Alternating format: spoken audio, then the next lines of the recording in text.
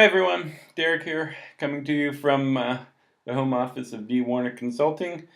Just wanted to offer a quick response to an interesting video that I watched today off of the Global Medical Education Group's video blog, this one here, which talks about CME and social media and using social media within CME. Usually I probably wouldn't feel led to offer a direct reply to something like that, but since there was several references to so-called CME social media advocates, and I guess if anyone qualifies to be a CME social media advocate, I'm probably one of them. Since I have a blog, I have a Facebook page, Twitter account, Gmail account, Pinterest account, LinkedIn account, all those things which I use to advocate for CME, use to advocate for social media, use to advocate for using social media in CME. It felt like it would be appropriate for me to give a quick response. I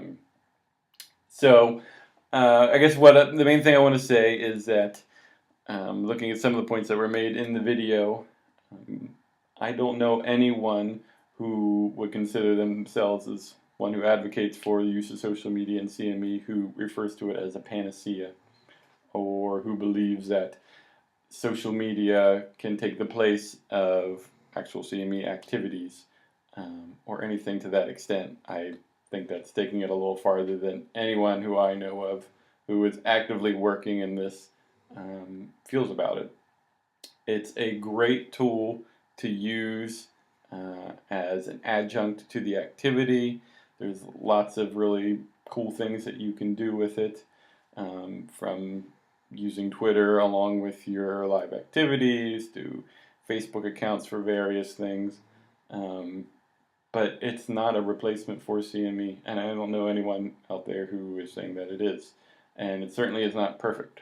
There is a lot of work that still needs to be done. There's not that many people who are doing it. So I think saying that advocates such as myself and the few others out there who are doing it, using that kind of language for it, I think doesn't quite get to what we're trying to do.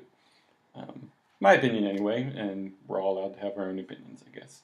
The other thing is, at the end there was end of the video, a statement about how using social media in a CME activity, there's a danger of it being a distraction, which is something I hear quite frequently and something I find kind of interesting and amusing.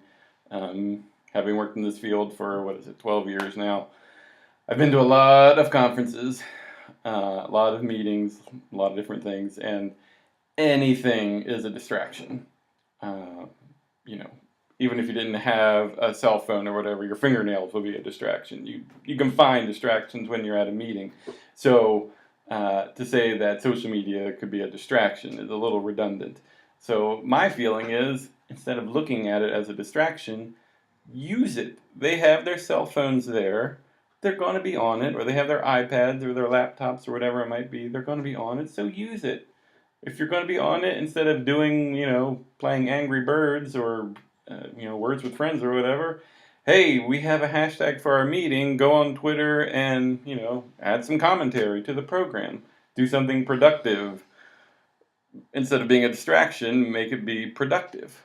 I guess that's how I feel about it anyway. So I'd be happy to talk to anyone about it. If anyone's interested in ways to use CME within your CME activities, be happy to discuss it.